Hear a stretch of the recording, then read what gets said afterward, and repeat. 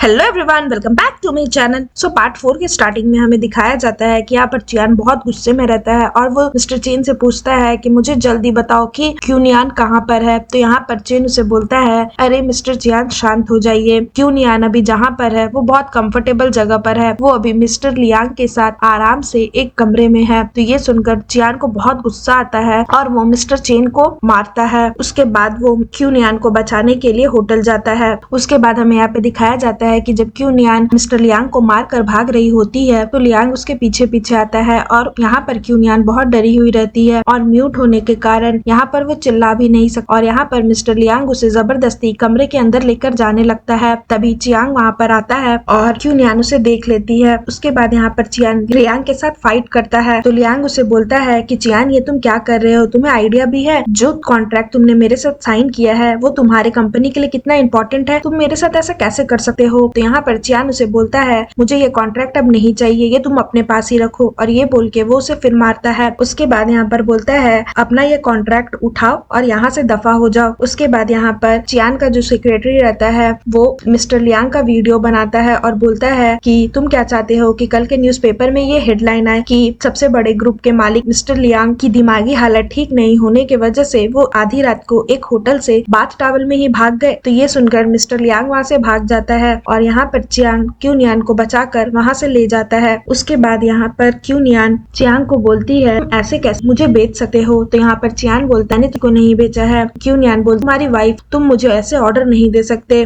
और ये बोल के वो उसे किस करती है। उसके बाद यहाँ पर वो मन में ही तुम्हें हमारा पास्ट कब याद आए। उसके बाद क्यूनियान बेहोश हो जाती है। उसके बाद हमें यहाँ दिखाया जाता है कि डॉक्टर बोलता है चियान को कि अभी क्यूनियान की हालत बहुत खराब है, आप लोग प्लीज इसका अच्छे से ख्याल रखिए, ये बहुत ही ज्यादा वीक है। तभी यहाँ पर चियान अपने सेक्रेटरी की बात को सोचता है जहाँ पर वो उसे बोलता है कि बॉस, क्या आपको मैम की चिंता नहीं होती, पिछले 3 सालों से जब से आपकी मेमोरी लॉस हुई है उन्होंने बहुत सफर किया है आपके लिए। तो ये सब कुछ वो क्यूनियान को देखकर सोचता है और उसे क्यूनियान के लिए बहुत बुरा फील होता है। यहाँ पर वो क्यूनियान को देखकर बोलता है कि क्या तुम मुझसे डरती हो, तुमने 3 साल से बहुत सफर किया है और मैंने कभी ये नोटिस ही नहीं किया, पता नहीं जब भी तुम्हें हर्ट होता है तो मेरा भी दिल बहुत दुखता है। यहाँ पर चियान को क्यूनियान को लेकर थोड़ी थोड़ी फीलिंग आने लगती है। तभी हमें फ्लैशबैक में पास्ट में दिखाया जाता है कि यहाँ पर क्यूनियान और चियान के लिए उसकी ग्रैंडमा वेडिंग रिंग सेलेक्ट करती है और वो क्यूनियान को दिखाती है, जहाँ पर क्यूनियान उसे बोलती है कि उसे वो रिंग बहुत ज्यादा पसंद आई। तो उसकी ग्रैंडमा चियान को भी बोलती है कि चियान, तुम्हारा विश था कि तुम दोनों की शादी हो बट बहुत ग्रैंड तरीके से ना हो, तो इसलिए मैंने तुम्हारी विश मान ली। ना ही तुम लोग की शादी हो रही है, ना ही किसी को भी पता चल रहा है, बट मेरी एक लास्ट विश है, फ्यूचर में क्यूनियान को खुश रखना, उसे हमेशा प्रोटेक्ट करना। उसके बाद उसकी ग्रैंडमा बोलती है कि अब जल्दी से ये रिंग लो और उसे पहना दो, बट चियान उसे नहीं पहनाता वो रिंग। तो क्यूनियान अपनी ग्रैंडमा को बोलती है कि कोई बात नहीं, इसे मैं खुद ही पहन लेती हूँ, और वो उस वेडिंग रिंग को खुद ही पहन लेती है अपने हाथों से ही और बोलती है कि ग्रैंडमा,